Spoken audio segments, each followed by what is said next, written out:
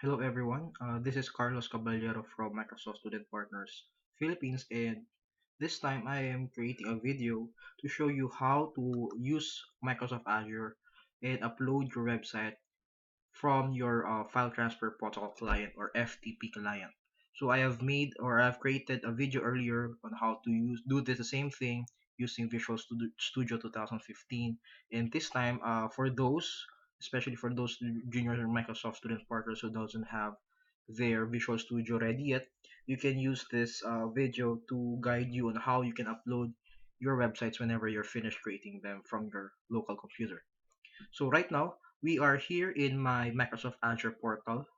So as you can see here, it has a lot of information. I can access my subscriptions. You can check the resources here, and there are other links here wherein you can see what's new or any news or any feedback. And then if you are not yet used to this portal, you can access the classic portal from here. So right now, what we will be doing is that we will be creating a new web app. So click new,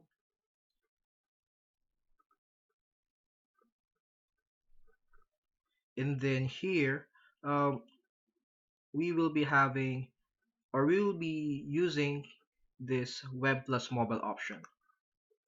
Then as you can see here, there are a lot of possible apps that we can create from Microsoft or for Microsoft Azure, but for now we will be just using this web app, the very basic one.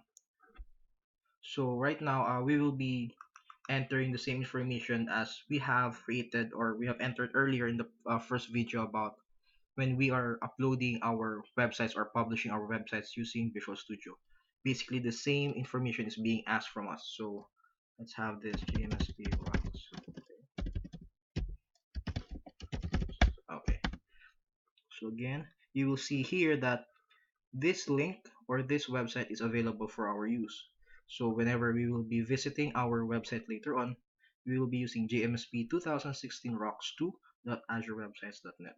And then for the subscription, we don't need to change that. For the resource group, it's already good that we can use default. Then this is also, we don't need also to create another app service plan if you already have one. So we just click create. And right now, as we can see, it's already being created on the fly. So we just need to wait for the notification here that the deployment of this web app is already finished. Afterwards, if it's already finished deploying, we can make a test connection by going to the URL that we entered a while ago. There. So right now, what we can see is that deployment succeeded and the resources are already prepared for us. So right now, this is a dashboard for the specific website that we just created. So we have the status here, which is running, and then the URL wherein we can check. So let's click that and see if it's already up there. So see, um, this is the same splash screen that is being shown to us earlier when we uploaded the website using Visual Studio 2015. So we are guaranteed that this is already a working one. Now what's left is that we need to upload our files to that website. So we also have here the deployment username. And what's important right now is that we get here our publishing profile. So what is a publishing profile? It is a small document that contains all the needed information for us to access our website using FTP client. So speaking of FTP client, what we'll be using is Filezilla. So you just need to go to filezillaproject.org, and then you can click here the necessary downloader for your specific OS. So you just download that. It's a very relatively small file. You just need to install it, and then afterwards you will be seeing something like this. So Filezilla.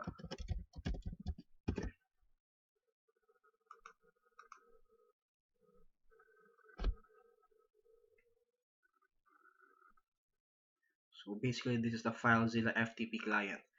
Before we utilize this one, we will be downloading first our publishing profile from our portal.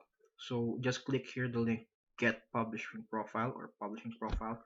Then here, uh, let's just open this one. Then let's use Sublime. You can use any editing file editor that you have there in your computer, but I prefer use Sublime Text.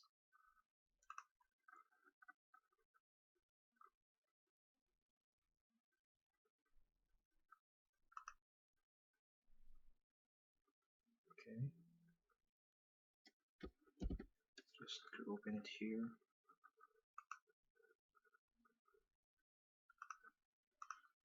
There.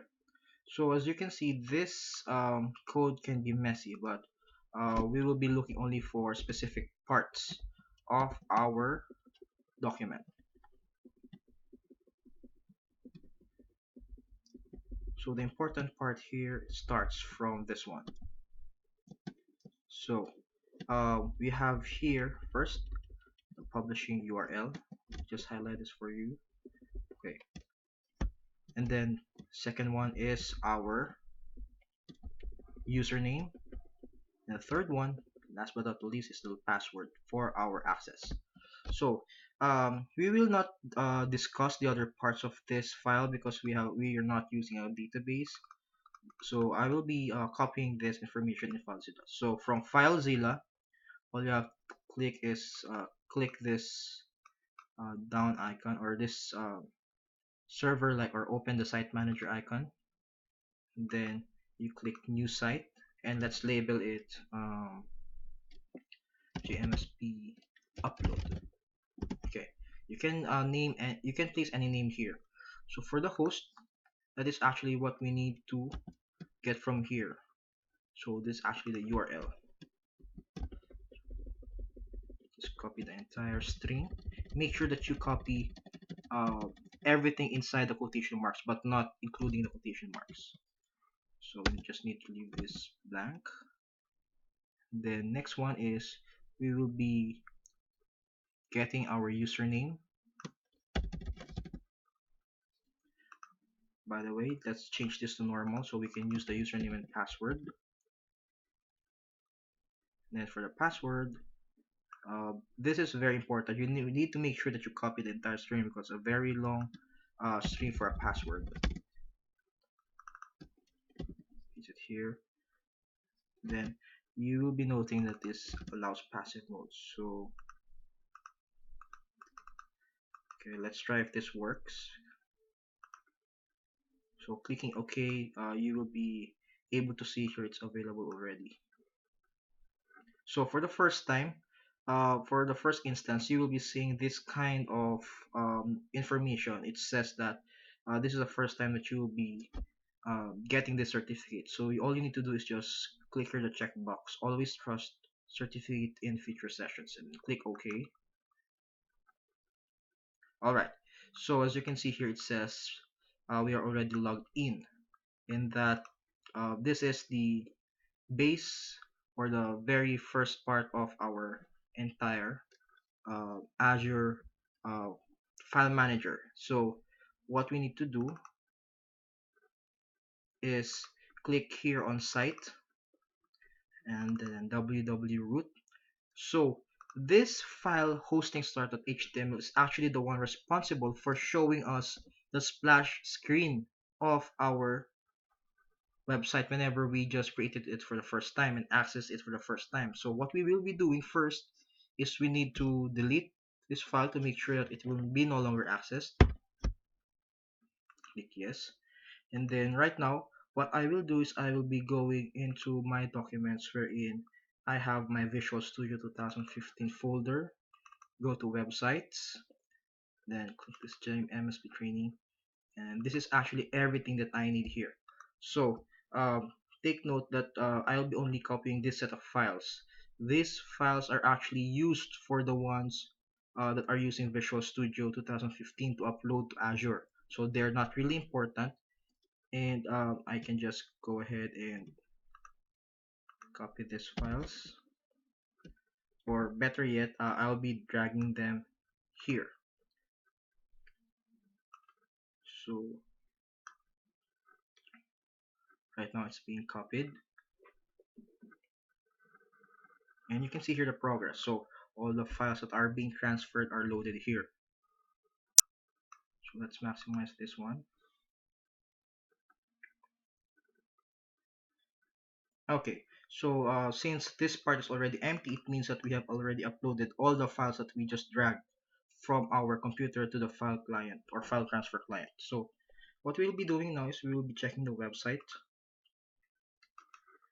that we created, and let's hope that we have the right one there.